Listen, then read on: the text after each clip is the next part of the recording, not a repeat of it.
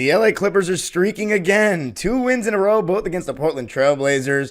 What got the Clippers to win in this one? What made it so easy, but also kind of weirdly scary at the end? Terrence Mann was back in full effect.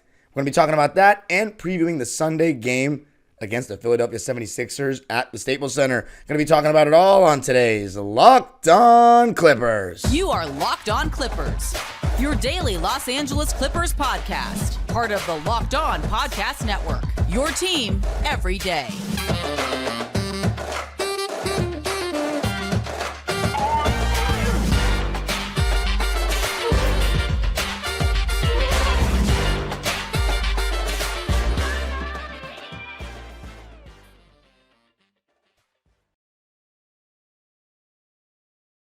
Yes, sir. You are locking in with the Clips. Thank you for making Locked On Clippers the first listen of your day, your team every day.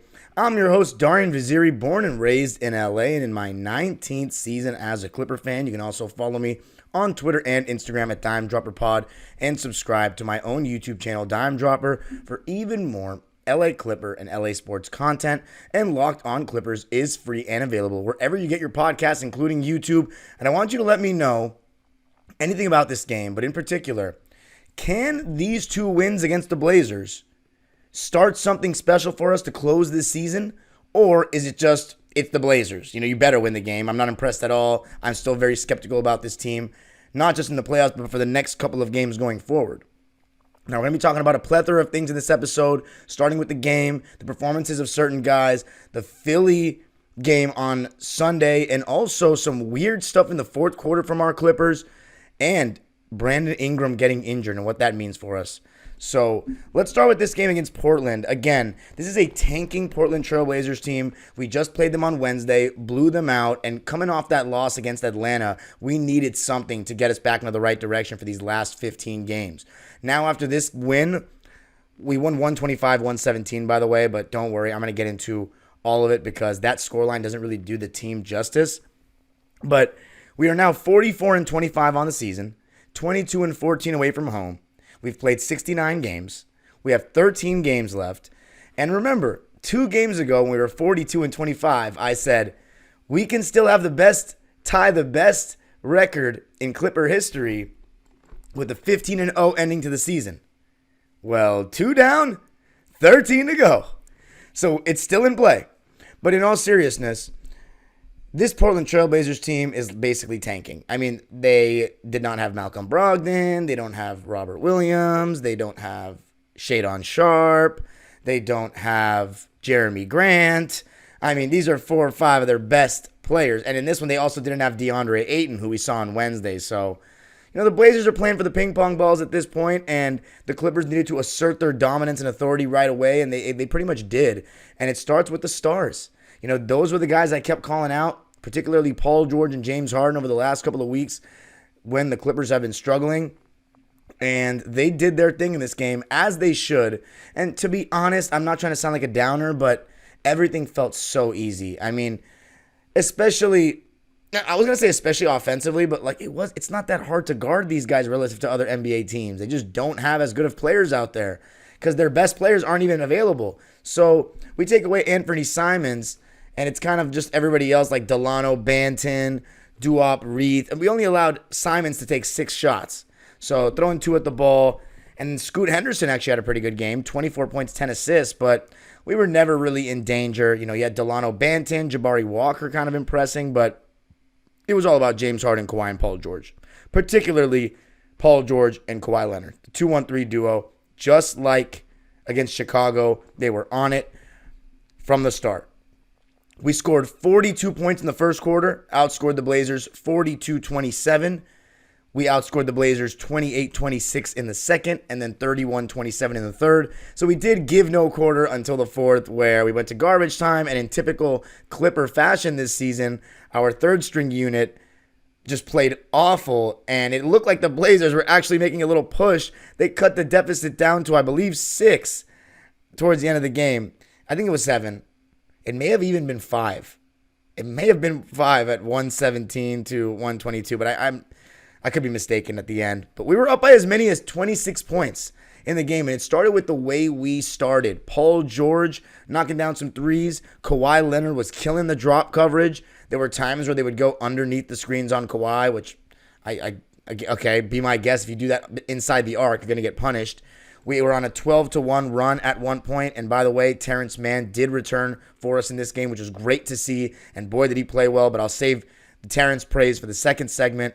I thought everybody was playing solid in the first quarter. You know, James Harden had a nice little scoop reverse layup on the right side with his left hand, and Paul George and Kawhi Leonard being in attack mode, that caused a lot of problems because they don't really have anybody that can guard those guys. No Jeremy Grant, so your best bet's like Keegan Murray's brother, Chris Murray, and these guys trying to guard PG and Kawhi, and you know you're going to need several bodies to deter them. That leads to open shots for other guys. I thought Ivica Zubac was pretty decent to start the game as well, finishing around the basket and blocking shots.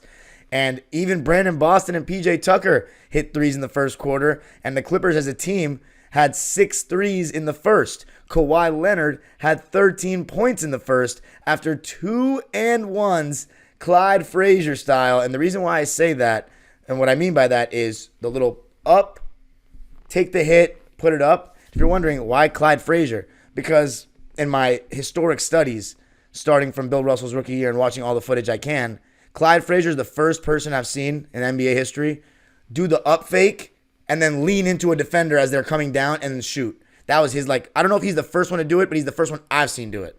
So I just thought I'd give him a little shout out there. But yes, beautiful. And Kawhi does that all the time. Gets guys. He was going right away. He got going right away. And then in the second quarter, you got Amir Coffey hitting his second three. Again, all of this comes from just our star players being aggressive. Of course, you have James Harden in the pick and roll creating some things. But I don't want to downplay it, but the win, but the level of competition, it just felt so easy. It felt like I was like, do I even need to talk about this game for Locked On? Should I just talk about the Sixers game? It felt that simple. Like Kawhi Leonard just getting to his spots, being the great shot maker that he is. I will say, though, it is an amazing feeling just having such a guarantee when we're playing a team like that. Like, there's nothing to worry about. Kawhi is just so much better than anybody they have. It's like not even close, but you could say the same thing about Paul George in this one. And PG these last couple of games, it's funny. I told you, don't worry too much about Paul George. Even though I was giving him, a hard time, which he deserved, and we can only go off what we're seeing, I never worried too much with Paul George because, again, he is deserving to me. Comment section won't agree, and Kawhi stans won't agree because they're Kawhi stans. He deserves the benefit of the doubt from Clipper fans until the playoffs because of what he did in the past. So, yes, he's inconsistent. Yes, he might have cost us the 3 seed. But at least he is playing well right now in this home stretch. And he had 20 points in the first half. 20 points. And it didn't even feel too hard for him.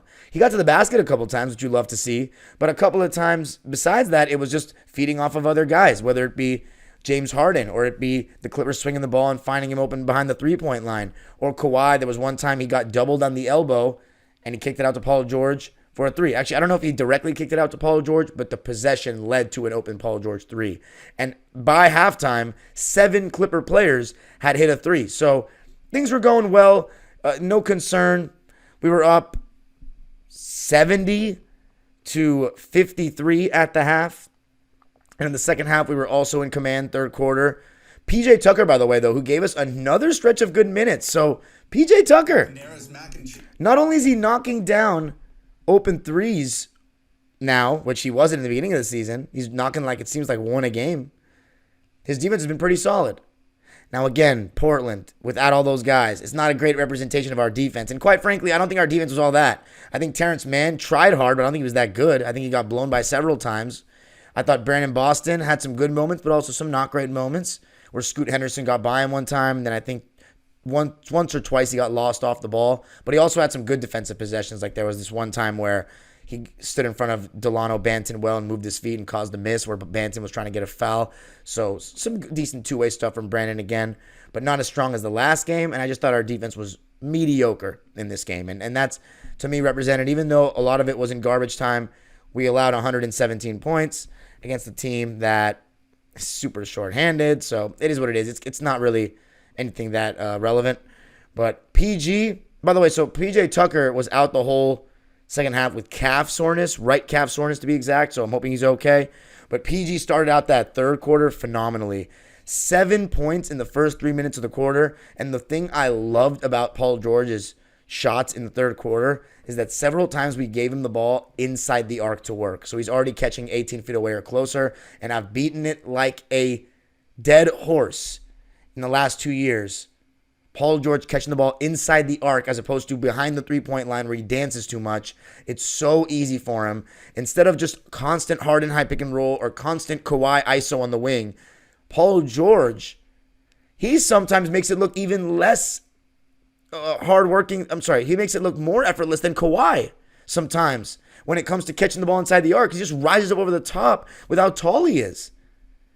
I mean, it's just something we have to continue to go to as we get to the playoffs. And something I've also noticed is these last couple of games, it feels like James Harden has started out more possessions, not bringing the ball up. And I think that's on purpose. It goes back to what Ty Lue said about as the playoffs get closer, PG and Kawhi ramping up their on-ball opportunities, because it's not that they're better pick and roll guys than Harden, but you just want the ball in your best two players' hands. And you see, sorry Harden fans, the coaching staff agrees with me. They trust Paul George as the number 2 guy more than Harden. And you're seeing right now, I think his body is just more equipped for this part of the season. He doesn't burn himself out as much. And we'll see who has a better postseason. For all I know, Harden could outplay him in the postseason. But that's not what my money's on. And that's not what we need. And James Harden, by the way, I think he was really solid in this game too. Made some good passes in pick and roll, got going in the fourth quarter, hit 2 step-back threes in the game, classic James Harden step-backs, had a little mid-range where he pushed off on the one-on-one situation. So again, I love when James Harden is not neglecting that mid-range game. He had 7 points in the fourth quarter, and then he came out of the game shortly after. But yeah, the stars did their thing, and for me, Paul George was the man. He didn't even play in the fourth, and neither did Kawhi, which is amazing. He played 28 minutes, and listen to how efficient he was. 31 points, 4 rebounds, 3 assists, 2 steals, and 2 blocks. I also think his defense has been really good the last couple of games. No turnovers for PG-13. You love to see it. 10 for 14 from the field, 4 for 8 from 3, 7 for 7 from the line. So again, he had it going from 3, and when that's happening, everything else goes really well. But I liked his general aggression overall. 31 points in 28 minutes on 10 for 14 shooting is exactly what we need. But again, it's the Portland Trailblazers, so let's take it with a little bit of a grain of salt. However, he's playing so well lately. And then Kawhi, he shot 60% from the field, 50 from 3, 22 points, 6 boards, 3 assists, 1 block. He turned the ball over 3 times, though, so you want to see him keep that number down. 9 for 15 from the field, 2 for 4 from 3. You got to love it. 2 for 3 from the line, though, for Kawhi in 29 minutes. Another solid outing for him. Then Harden got a double-double. 15 points, 5 boards, 10 assists, 1 steal and a block. I thought his defensive effort was a bit better than Wednesday night. And he did have 2 turnovers. He did not shoot very well, though. 5 for 13 from the field and 2 for 9 from 3. But overall, I thought he played pretty well in 36 minutes. I don't know why he stayed in that. There was a timeout at the 5-minute mark of the fourth, and he stayed in for another jump shot after. I do not know why, but it is what it is. Coming up, going to be talking about Terrence Mann. He was back, and he was in action. I got to tell you a little something about Prize Picks. Prize Picks is America's #1 fantasy sports app with over 3 million members. We're the easiest and most exciting way to play daily fantasy sports. It's just you against the numbers. You pick more than or less than on 2 to 6 player stat projections and watch the winnings roll in. It's demon time on Prize Picks. You can now win up to 100 times your money with as little as 4 correct picks. You can turn $10 into $1,000. Demons and Goblins are the newest and most exciting way to play at Prize Picks. Squares marked with red demons or green goblins get you different payouts. You can now win up to 100 times your money with as little as 4 correct picks. Want to play alongside some of Prize Picks' favorite players like rapper Meek Mill? You can now find community plays under the promos tab of the app to view entries from some of the biggest names in the Prize Picks community each week. All you got to do is go to prizepicks.com/LockedOnNBA and use code LockedOnNBA for a first deposit match up to $100. That's prizepicks.com/LockedOnNBA and use code LockedOnNBA for a first deposit match up to $100. Prize Picks. Pick more, pick less. It's that easy. Are you watching Fox Sports or ESPN on your TV all day? Have to turn down the volume with all that shouting? Make the switch to Locked On Sports today. A free 24/7 sports streaming channel programmed for you every day to bring you the biggest stories without all the screaming. Locked On Sports Today brings you can't-miss analysis, opinions, and news, streaming 24/7 on YouTube or the free Amazon Fire TV channels app. Part of the Locked On Podcast Network. Your team every day. All right, Clippers winning it 125-117. They were up by as many as 26 points. And one of the big reasons for that was Terrence Mann's play. Super active. I think he was better offensively than he was defensively, which has kind of been a theme lately since the All-Star break. And they showed his numbers on the telecast since the All-Star break, and he's averaging double-figure points, shooting way better from everywhere on the floor. So great to see that Terrence is rounding into postseason form. And he also said, according to Christina Pink, that part of the reason is, he constantly every year is adjusted to new roles, whether it be getting minutes at the second half of the season in 2021. And then in the beginning of the playoffs, he was getting DNPs. And then he was starting in Game 7 against the Mavericks. And then 2022, he had some games where he started, had some games where he came off the bench. 2023, point Terrence, then back to the bench. This season, he's really had the most consistent role of his career, and he has struggled with the pressure of it at times, the lack of pace at times, and how open he's really been behind the three-point line, more than he's ever been. So now that he's gotten his shot going again a little bit more, and you see the other stuff, the cutting, and how many great moments did Terrence have in this game off the ball. Cutting without the ball. There was that time where he passed to Paul George and set a slip screen. Paul George had a beautiful pass, one-handed whip pass, I like to call it. My good friend Asher and I used to call it Miracle Whip when he used to do it on the basketball court back in the playgrounds back in the day. And Terrence Mann, not Paul George, my friend, of course, but it was the exact same. That right-handed just whip, and Terrence Mann finished beautifully. It was a great catch as well because it came at him fast. And I thought he did a good job in transition as well and just looking to attack closeouts and then make plays. And that's what he's so great at. So Terrence Mann with 20 big ones, baby. Coming off that injury, he missed one game. He doesn't usually miss games. And when I say attacking closeouts and finding guys, he had 4 assists to go with that, which was the second most of anyone on the team behind Harden. 2 steals and a block for Terrence on 7 for 12 shooting, 1 for 4 from 3. So not too great from 3. 5 for 5 from the line. Very solid game from Terrence to shoot over 50%, 20 points, our third leading scorer on the night. You'll absolutely love that. We still didn't have Norman Powell, so, it's not like the Clippers were 100%. And I want to say great news. Woj tweeted on Friday that Russell Westbrook will be coming back shortly. And I am so excited about that. He will be back before the playoffs. That guy's just an Iron Man, is he not? And I miss him. And here's the craziest part about this game. Bones Highland didn't get minutes till the end. The Clippers went with no backup point guard. And Chicago was one of Bones' best games of the season. And then this last 2 games, he hasn't been very good. And Ty's like, no minutes for you. We only went with Brandon, Amir, Tice, and PJ off the bench. Bones Highland and Xavier Moon and Mason Plumlee came in at the end. And by the way, Daniel Tice, when he came in for Zubats the second time, I thought he did really well. He had a bucket in the middle of the key. He had a block, an offensive rebound tip to one of our guys. But he kind of banged his knee towards the end of the game, so he had to leave, and Plumlee replaced him. So I hope he's okay. But no Bones in either half was interesting, and it makes me think that there might be something more going on behind the scenes. And when he came into the game, his body language was horrific. The Clippers, they have this habit this season of when their third stringers come in, they just play terribly and they just play iso ball and dribble around. And Brandon Boston, for example, he plays so much better when he's surrounded by regular players, the rotation players in real minutes that matter.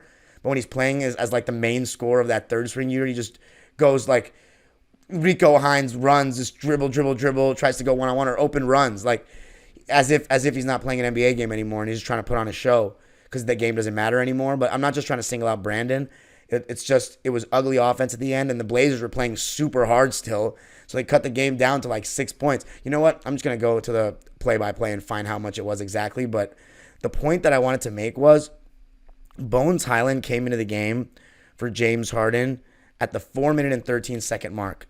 of the game. I think it's very curious that Xavier Moon came in before Bones. And when they were both in together, Bones was deferring to Xavier Moon. Like, I couldn't really believe that.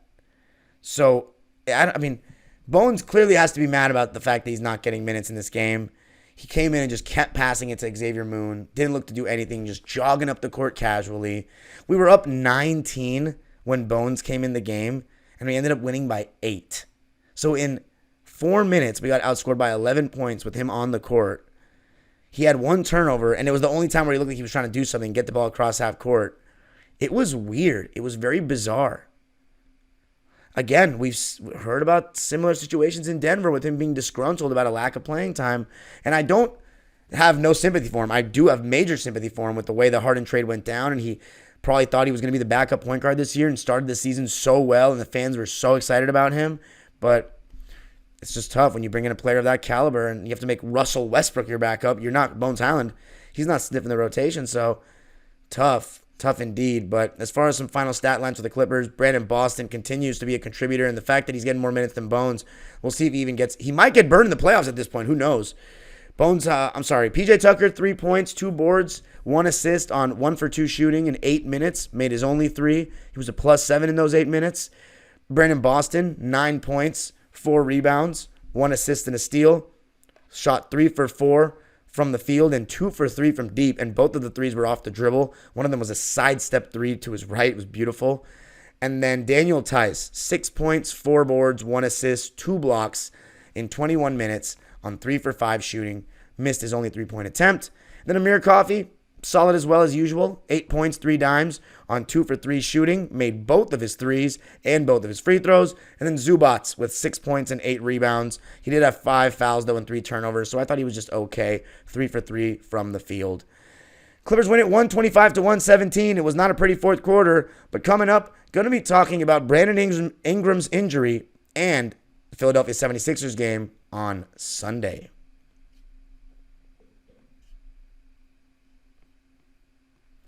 I got to tell you a little something about eBay Motors. Passion, drive, and patience. What brings home the winning trophy is also what keeps your ride or die alive. eBay Motors has everything you need to maintain your vehicle and level it up to peak performance. From superchargers, roof racks, exhaust kits, LED headlights, and more, whether you're into speed, power, or style, eBay Motors has got you covered. With over 122 million parts for your number one ride or die, you'll always find exactly what you're looking for. And with eBay Guaranteed Fit, your part is guaranteed to fit your ride every time or your money back. Because with eBay Motors, you're burning rubber, not cash. With all the parts you need at the prices you want, it's easy to turn your car into the MVP and bring home that win. Keep your ride or die alive at ebaymotors.com. Eligible items only, exclusions apply. eBay Guaranteed Fit, only available to U.S. customers.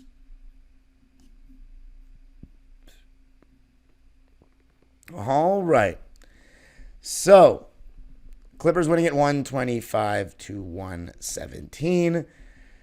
Let's talk about the Brandon Ingram thing first. I first want to say my deepest, best wishes to the New Orleans Pelicans and Brandon Ingram.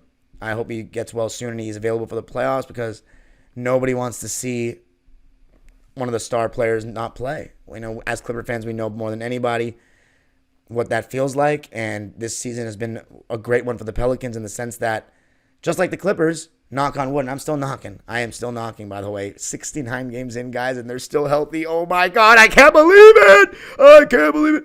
But the Pelicans fans were saying the same thing.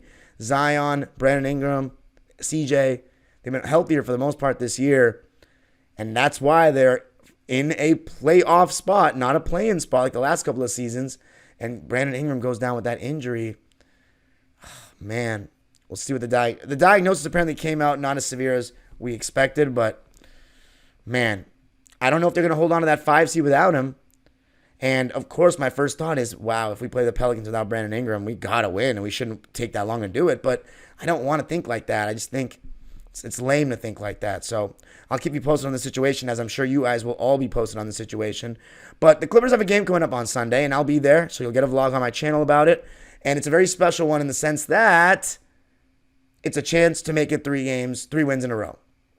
And in the last home game, we were awful against Atlanta. We've won these last 2 games and look like we're starting to get the process back. Again, it's not about who you beat all the time. You just need to get a win. Sometimes when you're playing badly, when you're in a slump. And are you telling me that the process wasn't good the last 2 games? Because it was. We blew the Blazers out both times. Both of the games were blowouts where the score looked more respectable because our garbage time units did not do well enough to maintain what the lead was. But in the second half, the Clippers did a good job of, in the first game on Wednesday, extending their lead and blowing it open. And in this one, maintaining the lead.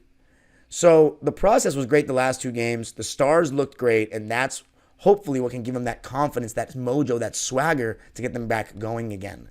Because remember, if we go 13-0, that would be 15-0 to close the season. If we go 15-0 to close the season, we'll be a top 3 seed. I think so. And then the championship quest is back on, baby.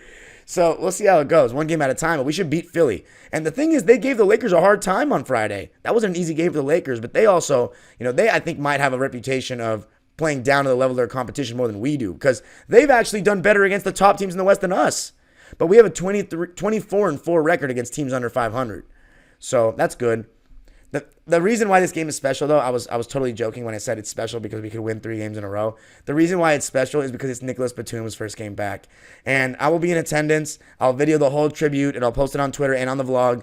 But I can't wait to be in the building for this. Nicholas Batum is one of my favorite Clipper role players of all time. The Batum Battalion. He comes to us in the summer of 2020 after we lose in the bubble. Everyone's saying he's washed. He's coming off that contract in Charlotte that he was so overpaid. And I remember the first game against the Lakers, he was good. And in that second game against the Nuggets, he was amazing. And I was like, okay, Nico Batum still looks like he's got it. But is this just like the early season stuff? He's not going to do it the whole season. And he did. And he did it for 3 years. He did fall off a bit last season, but 2021 and 2022, Nico, so special. A total revival. Got to credit the Clippers coaching staff, the fan base, the teammates that he had, and of course himself. Just the ability to guard 1 through 5 at times. The time where we beat Jokic last before the one this season, he was guarding him at times in the post. Actually, no, he may have been injured, but I remember in small ball situations, Nico was one of our go-to guys to have out there. The no-dip threes, the corner threes, his versatility, the way he moved the ball quickly and just didn't do too much, the ultimate glue guy, his steals in the backcourt, and just a great guy off the court. I never got a chance to meet him, but, we got to interact on Twitter with his wife, and I remember he liked my photo at the World Cup when I had his picture. I had him on my T-shirt at the France-Australia game in Qatar. I remember I tagged him in the post, and he liked it. So I just think Nico he always shouted out the Batum Battalion. He was such a great guy, and it was sad to see him get traded for Harden, I will say. Everyone knows how I felt. And we all miss you, Nico, and we're going to give you I hate, though, when these heroes, Lou Williams it happened, and Blake freaking Griffin it happened, where we have a 12:30 matinee game for their return. And those games just never have the best energy, but hopefully we can give him the love he deserves anyway. Good win overall. Let's make it 3 in a row. You can follow me on Twitter and Instagram at DimeDropperPod. Subscribe to my own YouTube channel, Dime Dropper, for even more LA Clipper and LA sports content. And Locked On Clippers is free and available wherever you get your podcasts, including YouTube. The age-old proverb continues, go Clippers.